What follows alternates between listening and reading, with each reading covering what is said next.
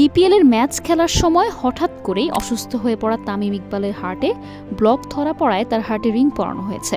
বর্তমানে তার শারীরিক অবস্থা কিছুটা অনুকূলে থাকলেও সমস্যা এখনও পুরোপুরি কাটেনি বলে জানিয়েছেন শেখ ফজিলাতুন্নেসা মুজিব হাসপাতালের ডিরেক্টর ডাক্তার রাজীব হাসান। এখনো উনি অবজারভেশনে আছেন এবং ক্রিটিক্যাল কন্ডিশনে এখনো কাটেনি, এটা একটু সময় লাগবে। তিনি বর্তমানে কার্ডিয়াক কেয়ার ইউনিট সিসিইউতে পর্যবেক্ষণে আছেন।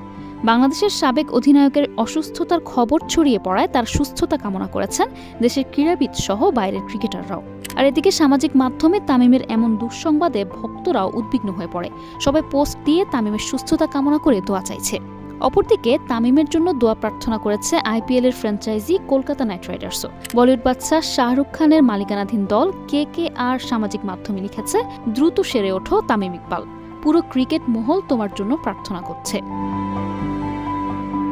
তামিমের সুস্থতায় শ্রীলঙ্কার কিংবদন্তি পেসার লাসিথ মালিঙ্গা লিখেছেন, তামিমের দ্রুত এবং পুরোপুরি সুস্থতা কামনা করছি। মাঠে যেমন সবসময় লড়াই করেছ ঠিক তেমনই চালিয়ে যাও। বাংলাদেশের সাবেক অধিনায়ক মাশরাফি বিন মুর্তজা লিখেছেন, মহান আল্লাহ তোর সহায় হন তামিম, দ্রুত সুস্থ হয়ে ফিরে আয় সবার মাঝে ইনশাল্লাহ। এদিকে সফলভাবে রিং পরানোর পর জ্ঞান ফিরেছে তামিমের। কথা বলেছেন তার পরিবার সহ দেখতে আসা বিসিবি কর্মকর্তাদের সঙ্গেও। তবে শারীরিক অবস্থা পর্যবেক্ষণের জন্য 48 ঘন্টা নিবিড় পর্যবেক্ষণে রয়েছে। আপনারা সবাই দোয়া করবেন আমাদের প্রিয় তামিম ভাই যেন আবার আমাদের সুস্থ হয়ে ফিরে আসে। Stella, news desk, hello Bangla.